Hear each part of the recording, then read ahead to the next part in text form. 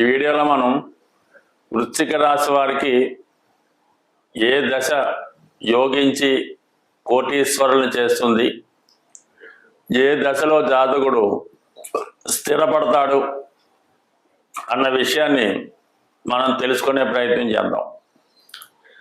వృశ్చిక రాశిలో ఉన్నటువంటి నక్షత్రాలు విశాఖ, అనురాధ, జ్యేష్ఠ. ఇది ఈ వృశ్చిక రాశి సహజ రాశి చక్రంలో అష్టమ రాశి అవటం వల్ల ఈ రాశి గత జన్మ ప్రభావం ఈ రాశిలో ఉన్నటువంటి గ్రహాల మీద, ఈ రాశిలో ఉన్నటువంటి వ్యక్తుల మీద, జన్మించినటువంటి వ్యక్తుల మీద ఎక్కువ ప్రభావం చూపడం జరుగుతూ ఉంటుంది. జీవితం బాగా నలిగి పిండి పిప్పి చేసిన తర్వాత వీళ్ళ జీవితంలో అనుభవపూర్వకంగా జీవితంలో సాధించవలసి ఉంటుంది. అలాగే ఈ రాశిలో జన్మించిన వారు అతి కష్టమైనటువంటి బాధ్యతతో కూడుకున్నటువంటి వృత్తుల్లో స్థిరపడడం జరుగుతుంటుంది. వాటి యందు ఉండడానికే, అటువంటి వృత్తుల్లో పనిచేయడానికే వీళ్ళు ఇష్టపడుతూ ఉంటారు. అది పోలీస్ శాఖ అవ్వచ్చు, రక్షణ శాఖ అవ్వచ్చు, ఈ బార్డర్లో సెక్యూరిటీగా ఉండే వారవచ్చు, ఇప్పుడు యుద్ధంలో పాల్గొన్నటువంటి సైనికులు కూడా కావచ్చు. అటువంటి కఠినతరమైనటువంటి వృత్తులు వీళ్ళు ఎన్నుకుంటారు. ఇది ఒక గత జన్మ సుకృతం అనుకోవచ్చు, వారి యొక్క అదృష్టం అనుకోవచ్చు. బట్ ఏదైనా ఈ రాశిలో విశాఖ నక్షత్రంలో జన్మించిన వారికి అది కొద్దిగా గురు మహాదశ కేవలం 4 సంవత్సరాలు అటు ఇటుగా ఉంటుంది. 4 సంవత్సరాలు దాని ప్రభావం ఉంటుంది. అయితే బాల్యం మాత్రమే ఈ రాశిలో జన్మించిన వారికి అనుకూలంగా ఉంటుంది.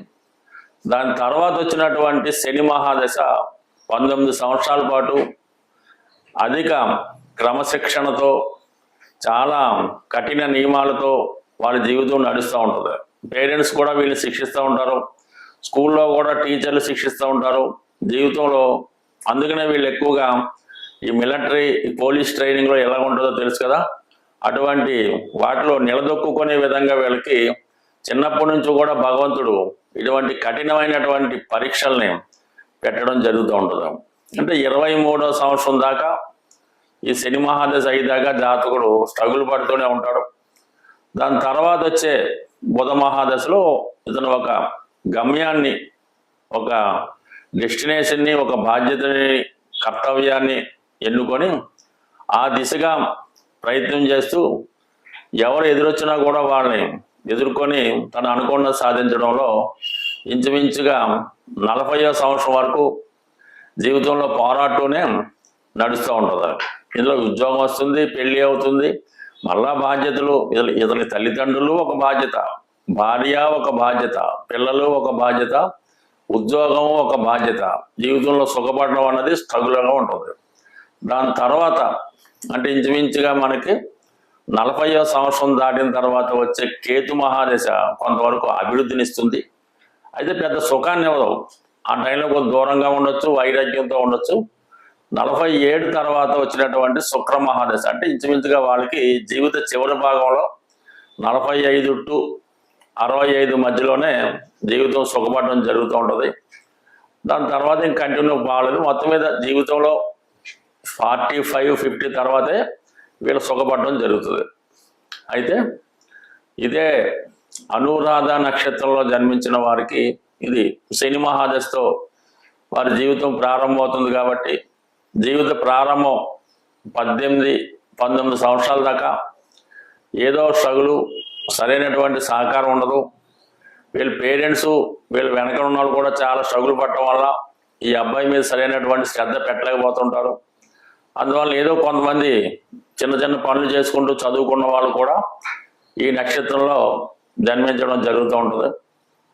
19-20 సంవత్సరాల దాకా స్ట్రగుల్ పడి దాని తర్వాత వచ్చే బుధ మహాదశలో కొద్ది జ్ఞానోదయమై ఏదో విధంగా చిన్న చిన్నగా ఉద్యోగాలు సంపాదించుకుంటూ 37-38 సంవత్సరాల దాకా స్ట్రగుల్ పడడం జరుగుతూ ఉంటుంది. ఇదే టైంలో వివాహం జరుగుతుంది, అది మీడియంగా ఉంటుంది, సంతానం అది కలుగుతారు. దాని తర్వాత అంటే ఇంచుమించుగా 2 దశలు అది 19, 17, 36.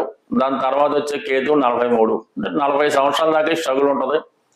40 తర్వాత వచ్చే శుక్ర మహాదశ ఒక విధంగా జాతకుడికి భార్య సహకారంతో, పిల్లల సహకారంతో అక్కడ నుంచి 65, 66 సంవత్సరాల దాకా అటు ఇటుగా జీవితం స్థిరపడి సుఖ సంతోషాలు అనుభవిస్తారు. దాని తర్వాత రవి, చంద్ర మహాదశలు కూడా జాతకుడు సాధారణ జీవితాన్ని ఇస్తే తప్ప ఏదన్నా 45 తర్వాత 60 మధ్యలో చాలా వరకు జాతకుడు ధనం సంపాదించడం, ఏదైనా గృహం కట్టుకున్నా ఆ టైంలోనే జరిగే అవకాశం ఉంటుంది. ఇంచుమించుగా అటు ఇటుగా ఉంటుంది ఈ రాశిలో జన్మించిన వారికి.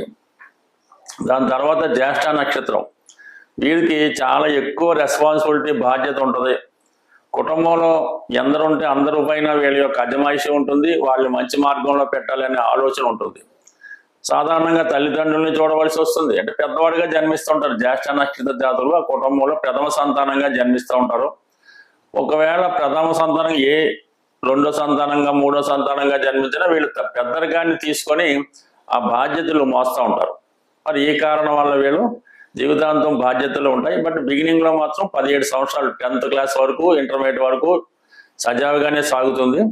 కానీ 17 నుంచి 24 సంవత్సరాల మధ్యలో జీవితం చాలా సఫర్ అవడం జరుగుతూ ఉంటుంది. అటు కుటుంబ బాధ్యతలు, వ్యక్తిగతంగా అభివృద్ధి రాకపోవడం, ఈ ప్రయత్నాలు ఫలించకపోవడం 24, 25 దాకా ఉండి దాని తర్వాత వచ్చే శుక్ర మహాదశలో ఇంచుమించుగా జాతకుడు 40 సంవత్సరాల దాకా చాలా వరకు ఒక అధికారాన్ని సంపాదించడం, ధనాన్ని సంపాదించడం, పెత్తరికాన్ని సంపాదించడం జరుగుతుంది. దాని తర్వాత మళ్ళా ఇంచుమించుగా పోరాటం జరుగుతూ ఉంటుంది. బట్ ఏదైనా జ్యేష్ఠ నక్షత్రాల జీవితంలో సుఖపడింది తక్కువ. కొద్దిగా మాత్రం ఆ వివాహం తర్వాత కొద్ది రోజులు సుఖపడి మళ్ళీ ఏదో బాధ్యత తనకంటూ ఏం దాచుకోరు. పిల్లల కోసం, అటు పుట్టింటి వారి కోసం, అత్తింటి వారి కోసం, భర్త కోసం ఈ విధంగా స్ట్రగుల్ పడుతూ ఎంతవరకు వాళ్ళని కాపాడుకుంటూ, తాను కాపాడుకుంటూ, తన పదవి రక్షించుకుంటూ నిరంతరం పోరాడుతూ ఎన్నో నిద్రలేని రాత్రులతో పోరాడుతూ ఉంటారు. అంటే ఇంచుమించుగా వీళ్ళు బుధ మహాదశ 17, కేతు 24, దాని తర్వాత వచ్చే శుక్రుడు 44, దాని తర్వాత వచ్చే రవి 50, దాని తర్వాత వచ్చే చంద్రుడు 60. ఈ విధంగా నడుస్తూ ఉంటుంది. అంత ఫేవరబుల్ దశలో కేవలం ఆ వివాహం అయినటువంటి 5-6 సంవత్సరాలు మాత్రమే బాగుంటుంది. ఇక ఈ రాశి వారికి పరిహారాలు పరిశీలించినప్పుడు కంపల్సరిగా ఈ రాశిలో జన్మించిన వారు ఎక్కువగా శ్రీకృష్ణ పరమాత్మని పూజించుకోవడం, విష్ణు సహస్రనామాన్ని చదువుకోవడం, అలాగే ఏదో ఒక శాస్త్రాన్ని అధ్యయనం చేసి దాని యొక్క లోతులు పరిశీలించవలసి ఉంటుంది. పుణ్య నది స్నానం చేయడం వల్ల, అంటే పలానా నది అని చెప్పడం, ఈ పుష్కరాలు వచ్చినప్పుడు ఈ గోదావరో, తుంగభద్రయో, యమునయో, కృష్ణయో ఫైనల్గా ఏదైనా పుణ్య నదిలో స్నానం చేయడం వల్ల వీరి జన్మ పునీతం అవుతుంది. గత జన్మ దోషాలు కొంతవరకు పరిహారం అవుతాయి. విశాఖ నక్షత్ర జాతకులు ఏదైనా ఈ హోమాల్లో పాల్గొనడం వల్ల, అంటే చండీ హోమం, రుద్ర హోమం ఇటువంటి వాటిలో పాల్గొనడం వల్ల వీళ్ళకి సమస్యలు పరిష్కారం అవుతాయి. అనురాధ నక్షత్ర జాతకులు రాధాకృష్ణుల విగ్రహాన్ని కానీ, ఫోటోని కానీ పూజించడం, ఈ కృష్ణాష్టమి అవన్నీ సాధారణంగా పాల్గొనడం, అలాగే పాలు, వెన్న కృష్ణ భగవానికి నైవేద్యంగా పెట్టి వీటి స్వీకరించడం చేస్తే మంచిది. ఇంకా జ్యేష్ఠ నక్షత్ర జాతకులు ఏదైనా చక్కని విష్ణుమూర్తి ఫోటోని, అలాగే మన శివుడు యొక్క ఫోటోని, అంటే లేదంటే ఇంకా బ్రహ్మ, విష్ణు, మహేశ్వరులు కలిసినటువంటి త్రిమూర్తుల ఫోటోని పూజ చేసుకోవడం. ఆదివారం రోజు గతంలో ఈ త్రినాథ వ్రతం చేస్తుండేవారు, ఇప్పుడు కూడా చాలా ప్రాంతాల్లో చేస్తారు. ఈ విధంగా మరి ఈ త్రిమూర్తుల యొక్క వ్రతం చేసుకోవడం వల్ల వీరి జీవితంలో సౌఖ్యం వస్తుంది. ఇవన్నీ కుదరని వాళ్ళు సత్యనారాయణ స్వామి వారి వ్రతం చేసుకోవడం వల్ల జన్మాంతరాల నుంచి వచ్చినటువంటి పాప పరిహారం అవుతుంది. జ్యేష్ఠ నక్షత్ర జాతకులు అంటే బుధుడికి అధిదేవత విష్ణుమూర్తి కాబట్టి ఈ విధంగా సత్యనారాయణ స్వామి, లేదంటే శ్రీరామ పట్టాభిషేకం, అదే విష్ణుమూర్తి అవతారాలను పూజించుకోవడం వల్ల వీళ్ళ జీవితంలో కష్టాలు తొలగి అభివృద్ధి రావడం జరుగుతుంది. సాధారణంగా జాతకుడి యొక్క జన్మ నక్షత్రాన్ని బట్టి దశలు, అంతర్దశలు, విదశలు నడుస్తుంటాయి. కొంతమందికి గురు మహాదశ, శుక్ర మహాదశ బాగా యోగిస్తాయని ఆశపడుతూ ఆ దశలు జరుగుతున్నప్పుడు కూడా కొంతమందికి పెద్దగా వాళ్ళకి సక్సెస్ రాకపోవడం, నష్టాలు పాలవడం జరుగుతూ ఉంటుంది. దానికి గోచారం అంటే ఏలినాటి శని, అష్టమ శని, అర్ధాష్టమ శని జరుగుతున్నప్పుడు జాతకుడికి ఎంత గొప్ప దశ జరిగినా అవి ఫలితాన్ని ఇవ్వడం జరగదు. ఆ కారణం వల్ల అది కూడా మనం అబ్జర్వ్ చేసుకోవాలి. చాలామంది కొద్దిగా కన్ఫ్యూజ్ ఉంటుంది. కొంతమందికి శని మహాదశ నడుస్తుంటుంది. 19 సంవత్సరాలు శని మహాదశ నడుస్తుంటుంది. ఈ 19 సంవత్సరాలు శని మహాదశ నడుస్తుండగా ఈ మధ్యలో ఏలినాడు శని స్టార్ట్ అవుతుంది. ఈ ఏలినాడు శని 7.5 years ఇది రెండు కలిసి నట్టడం వల్ల కామన్గా జాతకుడు చాలా ఎక్కువ స్ట్రగుల్ పడుతూ ఉంటాడు అనమాట. అయితే 7.5 years అయిపోగానే ఏలినాడు శని అయిపోయింది అనుకుంటాడు. నాకు శని అయిపోయింది కదా అంటాడు. కానీ ఈ జన్మత నక్షత్ర రీత్యా వచ్చే మహాదశ ఇంకా నడుస్తూ ఉంటుంది. అందువలన సాధారణంగా దశలు బాగున్నప్పుడు కూడా గోచార రీత్యా వచ్చే ఫలితాలు, రాహు ఇబ్బంది పెడతాడు, కొన్ని సందర్భాల్లో గురువు కూడా ఇబ్బంది పెడుతుంటాడు. కాబట్టి దశలతో పాటు గోచారాన్ని కూడా అబ్జర్వ్ చేసుకొని గోచారం బాగులేనప్పుడు కంపల్సరిగా పరిహారం చేసుకోవాల్సి ఉంటుంది.